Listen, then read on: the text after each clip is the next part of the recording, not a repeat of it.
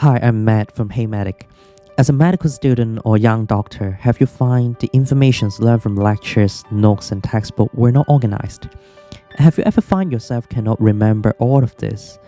Although you have tried very hard to study a lot, seems that you cannot apply in the clinical context. And when you start your internship, you find that your management plan always miss something, and your seniors can always find something that you have missed it, and then their management are more comprehensive than you. I have been through this as well. I understand those feelings. It's quite frustrating, isn't it? In this video, I will show you how to organize different knowledge inside your brain so that you will know the big picture of learning medicine, and so that you can have a structure and be more organized. The knowledge inside your brain, you will learn better. And at the end of this video, I will also show you a mnemonics and approach for prescribing the management so that it's less likely for you to miss something in your management. So let's get started. So when we study medicine, actually, all of the knowledge can be classified into three big groups. First, horizontal knowledge, which means the list of differential diagnoses. When you encounter any kind of clinical problem, you always need to have a list of differential diagnoses inside your mind. It will guide you to the second step. So the second step, the second knowledge, is the vertical knowledge. So after you have the list of differential diagnoses, you need to study the specific disease one by one. So vertical knowledge means the specific disease. The third type of knowledge is the supporting knowledge, like anatomy, pharmacology, pathology, microbiology, physiology, etc. They are the supporting knowledge to support better understanding for your horizontal knowledge and vertical knowledge. So let me give you an example.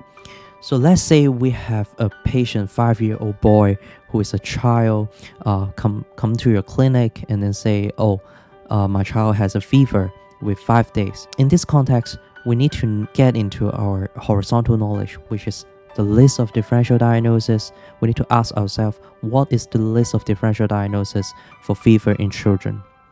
So with that in mind, boom, we try to brainstorm. Is it the upper respiratory tract infection? Is it chest infection? Is it UTI?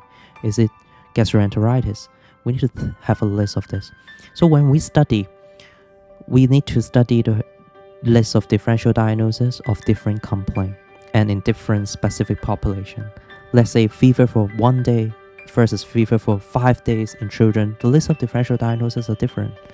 And let's say we have an elderly 70-year-old on chemotherapy with cancer. The list of differential diagnoses of having fever for them are different. Let's say we have an adult present to you with chest pain for 1 day. We need to have a list of differential diagnoses. This is the horizontal knowledge. And this is the first step we need to know when we study the clinical medicine. When we start a clinical rotation, we need to study the differential diagnosis as well. Because without the list of differential diagnosis, no matter how knowledgeable of the vertical knowledge or supporting knowledge, turn out you cannot make the diagnosis. And when you cannot make the diagnosis, you cannot manage the patient, right? So we need to know the horizontal knowledge. So back to our case. Let's say we already know, the list of differential diagnoses in fever in children. Let's say we have 4 in mind. So how can we make the diagnosis with this 4? We need to narrow it down. So this is when your history, physical examination, and investigation comes in. So we may need to ask the history like, does the child has any cough or runny nose? Does the child has any pruritus sputum? Does the child have any urinary symptoms, etc.? We do the physical examination, listen to the chest for like any crepitation, any signs of dehydration. We need to do the investigation, maybe chest x-ray, maybe urine culture. So how do we know what we need to ask or what we need to do in the physical examination? Actually, it depends on our vertical knowledge. And that's why this vertical knowledge is very important as well. So when we study the vertical knowledge, actually, there is also a structure. Let's say we are studying the urinary tract infection in children. So whatever disease we study, actually it can be classified into several aspects. So the first one we need to study is the epidemiology. What kind of age group is the UTI commonly having? Which kind of sex is more common? Like, is this very common or is this very rare? Secondly, we need to study the pathophysiology. So why this disease happen? Let's say in UTI, it's due to bacteria infected the urinary tract system. It can be in the upper, it can be in the lower. Then we need to study the risk factor. Let's say constipation will be a risk factor in urinary tract infection in children. Then we need to study about the presentation and the signs so that we know what to ask in the history and what to do in the physical examination.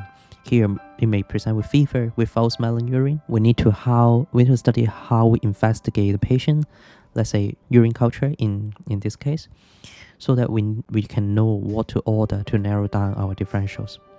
We need to know about the complications so that we can, when we observe the patient, we need to watch over this. Let's say it's a shock in UTI.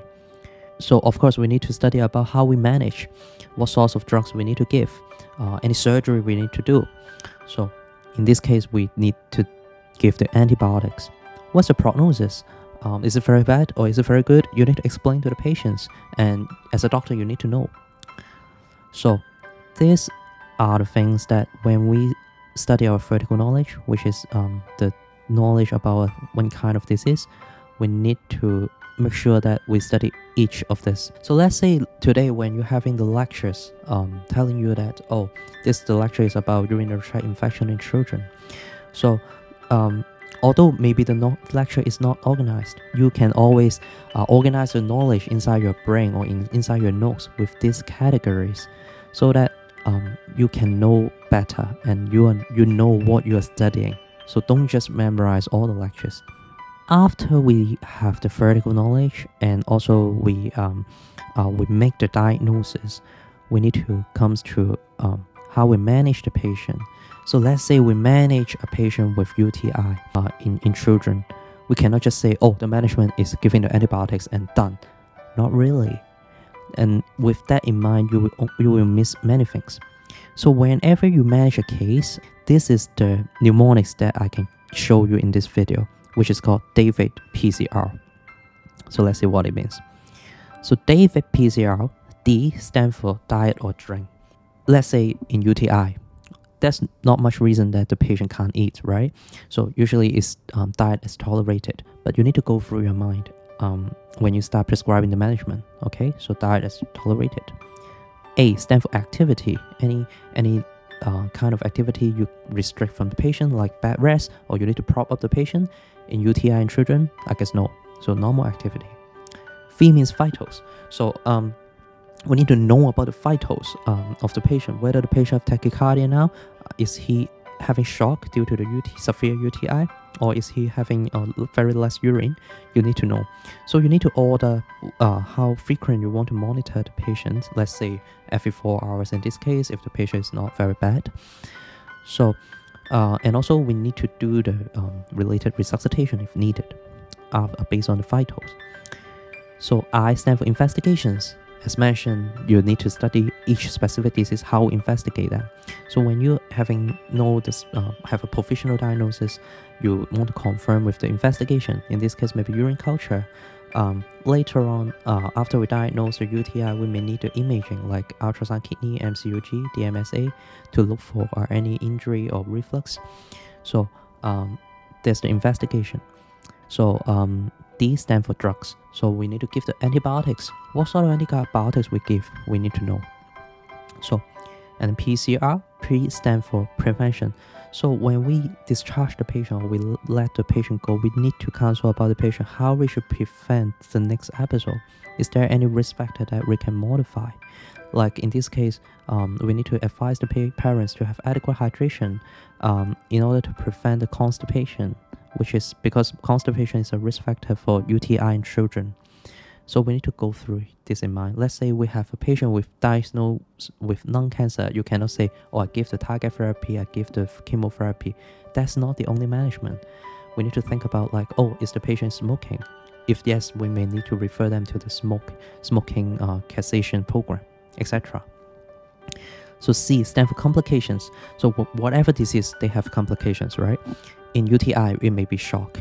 It may be deranged renal function. So we need to ask ourselves every day, does this patient have this kind of complications? Is the state in shock? How's the BP? Or how's the renal function? Is the creatinine raised?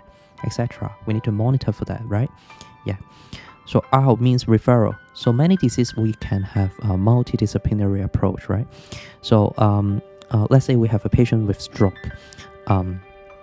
We need to refer them to the physiotherapist. For exercise, we need to refer them to speech therapist to make sure they can swallow, right? So these are the referral you need to make. And also sometimes it may also involve other specialties. Let's say the UTI in children. If the patient already have some congenital abnormalities in the urinary tract, you may need to consult the urologist. That's what I mean. So when you're prescribing the management every day in your daily walk around or in your clinic, always go through this list. David PCR. I'm not saying you will not miss anything with this approach, but at least you have a structure, and then you will be less likely to miss something when you go through this every day in your mind. All right, David PCR. So to recap a little bit, actually, when we obtain a new piece of information in our lectures or in YouTube videos or in your textbook, sometimes it doesn't make sense at all, or sometimes it's not organized at all. Remember to classify that into your system. When classified into horizontal knowledge, which means the list of DDX, vertical knowledge, which means the knowledge of the specific disease. Under the knowledge of specific disease, we can always categorize the knowledge in these categories like pathophysiology, like presentation, categorize them. And then also we can, and then the third type of knowledge is supporting knowledge, like anatomy, pharmacology. These are very useful things, because without this knowledge, we cannot understand at all why we have this kind of differential diagnosis, or why this disease happened, or why these antibiotics work for this condition. So we need to also study this. But then you can always categorize your knowledge into these types of category.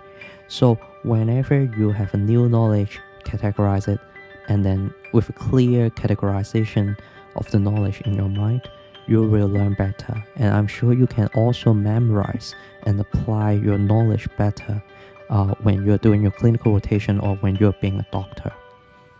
And also, when you manage the patient, always go through the list of David PCR so that you will miss less things. So that's it. This is a new channel. I'm Matt from Paediatric. Please give me some comments of what do you think about this video, and also give me a subscription if you like the video, so that I will show you more about the knowledge of the medicine later on in later videos, so that you can learn better.